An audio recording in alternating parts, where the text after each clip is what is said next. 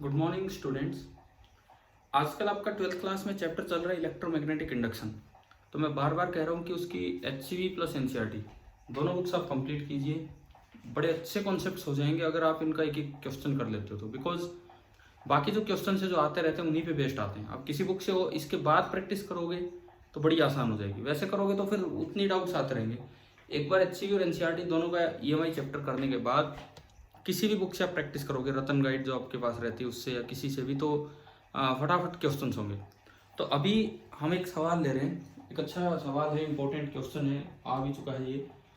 EMI chapter जो HCV part second में है, पेज नंबर 311 पे, एक्सरसाइजेस का क्वेश्चन नंबर 58। उसमें ये दिया है कि ये एक करंट कैरिंग वायर है जिसमें आई करंट फ्लो कर रहा है और ये एक रेक्टेंगुलर लूप है जो v वेलोसिटी से आगे मूव कर रहा है। और हमें ये निकालना है कि जिस वक्त ये x की वैल्यू a है उस वक्त इसमें EMF इंड्यूस कितना होगा। हमें निकालना क्या है, देखो, टू फाइंड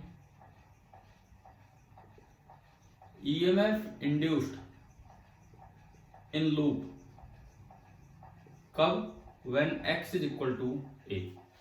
जब x बराबर a हो जाए तो उस वक्त कितना EMF इंड्यूस होगा ये आपको निकालना है। आप एक बार वीडियो रोक के चाहे तो क्वेश्चन वहां से पढ़ सकते हैं।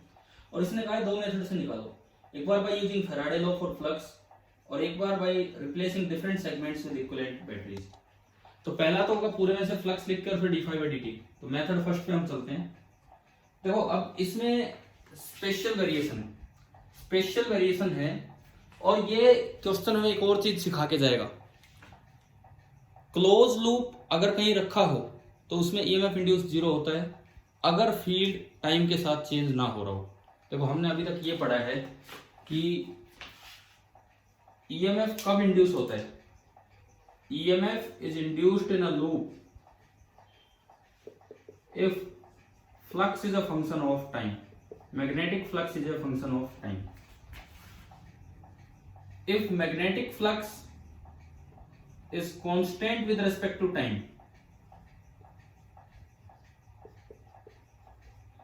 but B has spatial variation, जगह के साथ B चेंज हो रहा हो,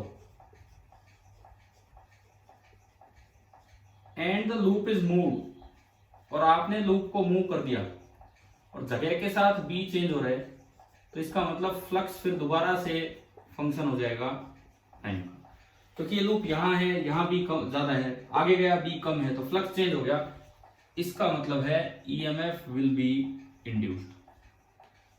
तो ये क्वेश्चन हमें ये सिखा के जाएगा कि अगर एक क्लोज लूप है उसमें से चाहे वैसे फ्लक्स टाइम के साथ चेंज ना हो रहा हो, बी टाइम के साथ चेंज नहीं हो रहा, लेकिन अगर बी जगह के साथ चेंज हो रहा है, जैसे इस करंट का बी जगह के साथ चेंज होगा और उस स्पेशली वेरिंग फील्ड में अगर आप क्लोज लूप को मूव करवाते हो तो उसमें भी EMF इंड्यूस हो जाएगा। कैसे, ये हम यहां सीखते हैं। मुझे इसमें EMF लिखना है तो स्पेशल वेरिएशन जहां होता है वहां EMF लिखने का तरीका होता है इंटीग्रेशन। आप यहां से किसी भी r डिस्टेंस दूर गए और फिर मैंने थोड़ा और आगे गया, मैं एक एलिमेंट माना dr थिकनेस का, ये एक छोटा सा लूप माना। इस लूप का जो एरिया है that is b into dr। ये आपको दिख रहा है कि भाई ये लेंथ dr है, ये b है। अच्छा, r डिस्टेंस दूर, इसकी वजह से जो b होगा वो अंदर की तरफ होगा, यहां जो b होगा वो अंदर की तरफ होगा, ds भी आप अंदर मान सकते हो। तो जो फाई लिखा जाएगा, phi magnetic flux, that is integral b dot ds इस पूरे लूप में। तो अगर आप इसको थोड़ा आगे बढ़ाएं तो b का मैग्नीट्यूड x डिस्टेंस दूर एक स्ट्रेट लॉन्ग वायर की वजह से, r डिस्टेंस दूर एक स्ट्रेट लॉन्ग वायर की वजह से b होता है mu I upon 2 r into ds आपका होगा स्मॉल b इंटू dr, और दोनों अंदर की तरफ मान लिए तो cos 0 डिग्री। जो कॉन्स्टेंट्स हैं मैंने बाहर निकाले, तो mu I b upon 2 constant के रूप में बाहर आ गया and 1/r dr। This is magnetic flux. और r की लिमिट आपको यहां दिख रही है x से लेके l प्लस x तक। इनिशियल r x है एंड फाइनल जो r है that is l plus x। तो ये r की लिमिट बनेगी x से लेके l प्लस x। 1/r का इंटीग्रेशन आप सभी जानते हैं ln r होता है, तो म्यू I b अपॉन 2 और ये बनेगा ln r जब लिमिट पुट करोगे तो बनेगा ln l plus X minus ln x, और log a minus log b होता है log of a upon b। तो ये आपका आ गया ln ऑफ मतलब log to the base e l plus X upon X. अब बाई फेराडेज फ्लक्स रूल,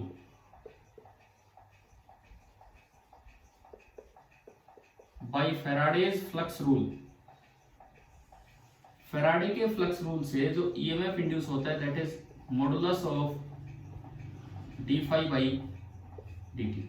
जिस तरह से मूव करेगा तो यहाँ वेरिएबल एक्स है, तो इस एंड की वेलोसिटी भी है तो इस एंड की भी वेलोसिटी भी है, और अगर ये इस समय x डिस्टेंस दूर है t टाइम पे तो अगले dt टाइम में dx और चलेगा। तो इस v को, क्योंकि जरूरत पड़ेगा हमें डिफरेंशिएशन में dx बाई dt को रिप्लेस करने की, तो वहां पे हम dx बाई dt को लिख पाएंगे v, क्योंकि इस एंड की वेलोसिटी v है तो इस एंड की भी v है, और ये इस समय x डिस्टेंस दूर है। तो चलिए अब केवल और केवल इसका डिफरेंशिएशन करना है।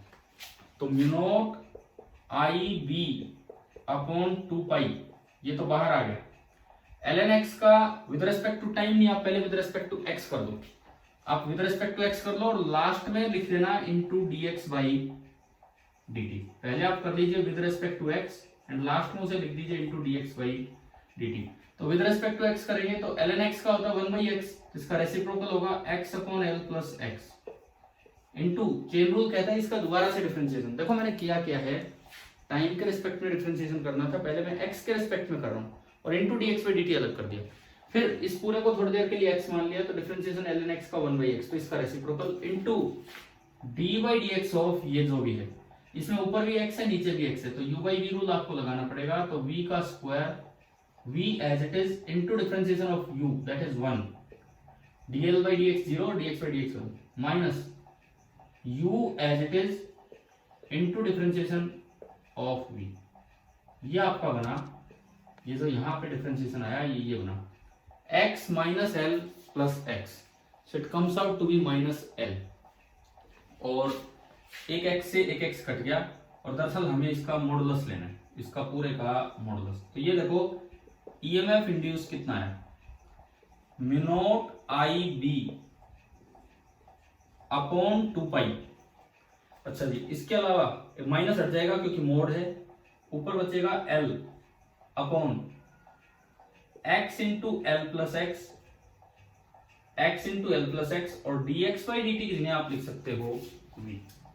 अब इन्होंने इस सवाल में पूछा है कि आपको उस वक्त ईएमएफ इंड्यूस बताना है जब x की वैल्यू a है।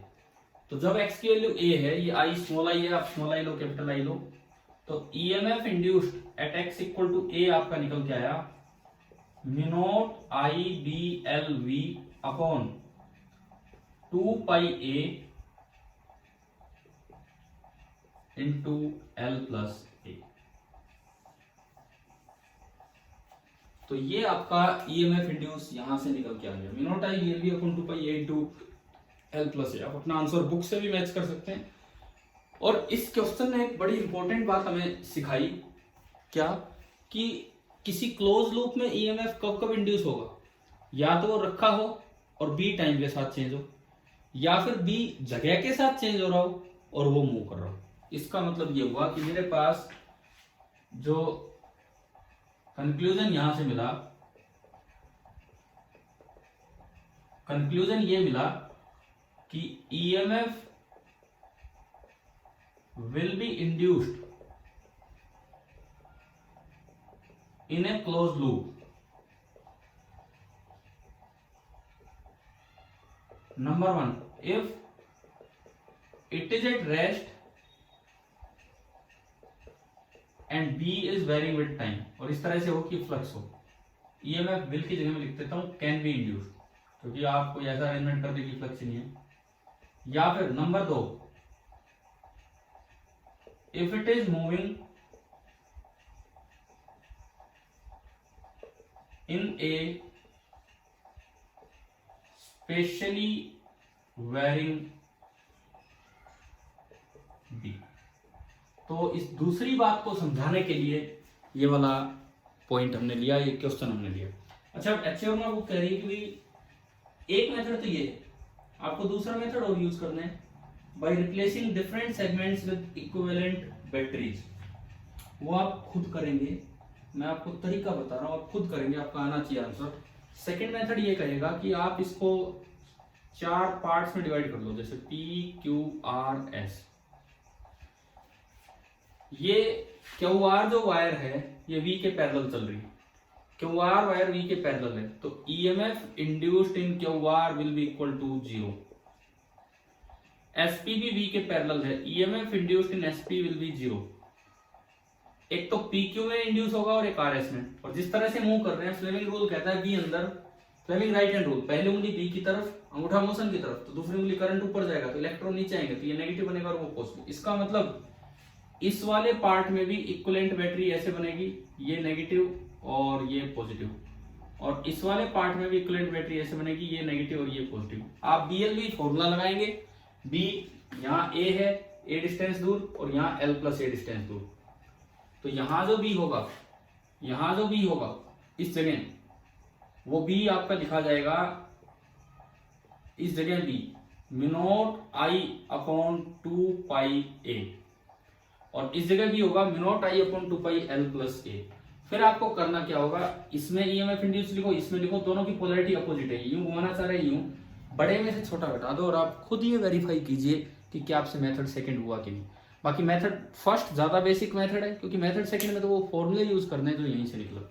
इस क्वेश्चन का कंक्लूजन ये है कि क्लोज लूप में, मैं फिर से बता देता हूं, क्लोज लूप में जो EMF इंड्यूस होगा दो तरीके से हो जाएगा। लूप रखा हुआ है तो B टाइम के साथ चेंज करो, अगर B टाइम के साथ चेंज नहीं हो रहा और जगह के साथ चेंज हो रहा है तो क्लोज लूप को मूव करवा दो, तो भी उसमें EMF इंड्यूस हो जाएगा। मैंने जस्ट एक क्वेश्चन लिया आज मैं लाइव क्लास तो आपकी डायरेक्ट तो ले नहीं रहा हूँ, तो इसलिए कि आपका थोड़ा इंटरेस्ट बने। HCV कीजिए, HCV NCERT में फिर कहता हूँ, HCV और NCERT ये दो बुक से EMI करने के बाद किसी भी तीसरी बुक से आप प्रैक्टिस करोगे, जल्दी जल्दी सवाल होंगे, डाउट्स बहुत कम आएंगे और एक बड़ी अच्छी प्रैक्टिस होगी, नहीं तो औरों में भी अटक के बैठे रहोगे। ये दोनों कंसेप्चुअल चैप्टर्स हैं, दोनों बुक्स में कंसेप्चुअल क्वेश्चंस दिए हुए हैं, तो आप ढंग से अटेम्प्ट कीजिए। Thank you.